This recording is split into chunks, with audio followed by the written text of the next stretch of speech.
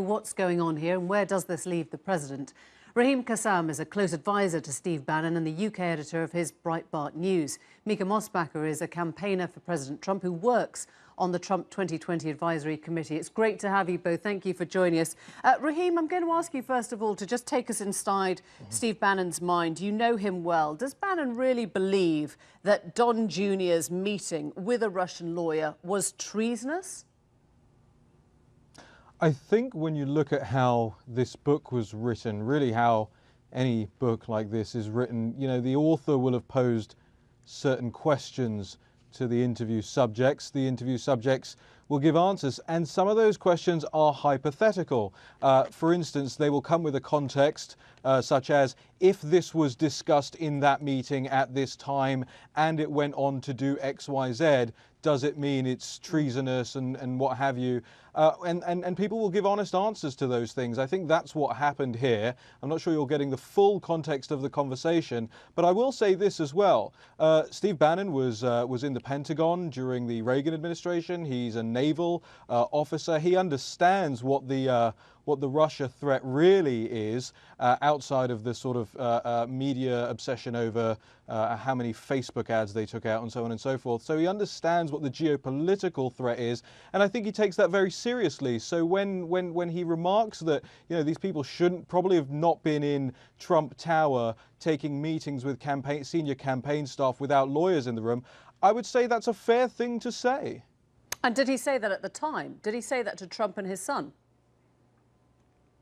Well, I'm not, I wasn't privy to what was going on in Trump Tower at the time. I don't know who learned what when in that. I can't imagine he would have stayed silent if he knew that was going on at the time.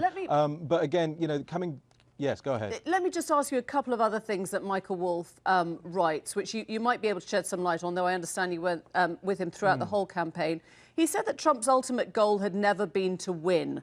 Was that your understanding? He called him befuddled Trump, disbelieving Trump, and then horrified Trump, quoting Bannon each time. Yeah, I think there was a point in which the campaign advisors had sort of conditioned the candidate Trump to think and believe that he wasn't going to win, that he didn't have a path to victory. One of the stories that's pretty well known over here is on the weekend, the Billy Bush tape weekend, tongue twister. You had the entire team sat around in Trump Tower, and the president-elect, the president candidate back then went around the room saying, what are my chances? And everybody was saying, well, 0, 0, 0, 0. This was the Access and he asked Bannon Hollywood what he tape, thought his chances were. That's correct. And Bannon said at the time, 100% metaphysical certitude that you're going to win. And at the time, the president didn't believe him. What? Candidate Trump did not believe Steve at that time. So I think the president had been conditioned, especially because people were jumping off the boat. Don't forget, the RNC was condemning him. Paul Ryan was condemning him. Chris Christie was condemning him. You know, everybody was leaping off the ship at that point, and there was only one person that stuck by him, and that was Steve Bannon. Let me just ask you one more on that line. This has come out in the book that Trump never wanted to finance his own campaign, far from it, that it was Steve Bannon who encouraged him to do so, and that Trump merely loaned money to it, some $10 million, which he then got straight back. Is that right?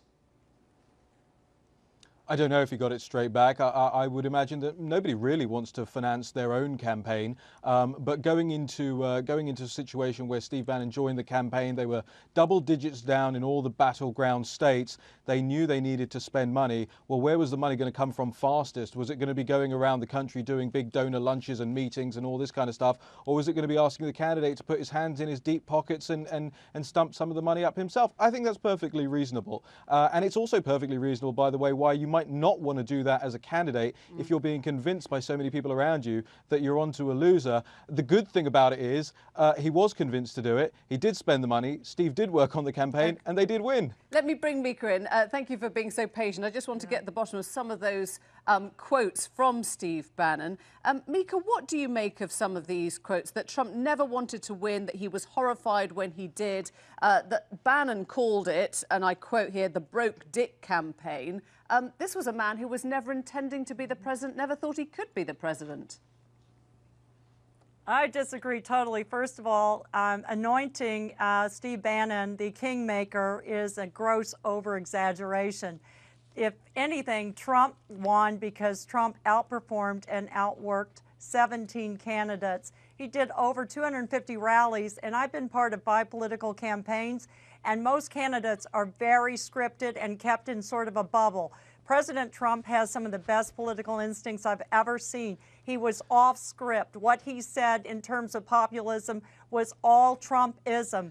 And like all campaigns, there were advisors that came and went, and they had certain roles at certain times. But Trump would have won 2016 without Steve Bannon. Well, Absolutely. Let's throw it forward then. You're on the 2020 campaign, and before that, of course, we've got the midterms. Are you worried that Bannon and Breitbart, if you like, will pit itself against Trump now, putting up candidates of the hard right, which may make it very hard for him to keep the Senate? I don't think Breitbart wants to get labeled fake news like CNN. First of all, I look at the RNC. They've raised over $130 million in a non-election year, and 70% of that are small donors. That tells me the base is sticking with him. Look at the rally in Pensacola on the eve of the Alabama elections. He had over thousands of people there, and several people waited outside in the rain. Raheem? Steve Bannon had broken with the president over Roy Moore because the president initially supported Luther Strange. Okay. So we already were seeing a slight break in that relationship. Raheem, do you think that the base now goes with Bannon, or does it stick with Trump? I think it sticks all together, and I think Mica is mischaracterizing what's going on here. I think if you look at what Steve Bannon is doing, if you look at Breitbart News, it's still the only news site in the world and in the United States that truly endorses. You see, we don't hide our political affiliations at Breitbart News.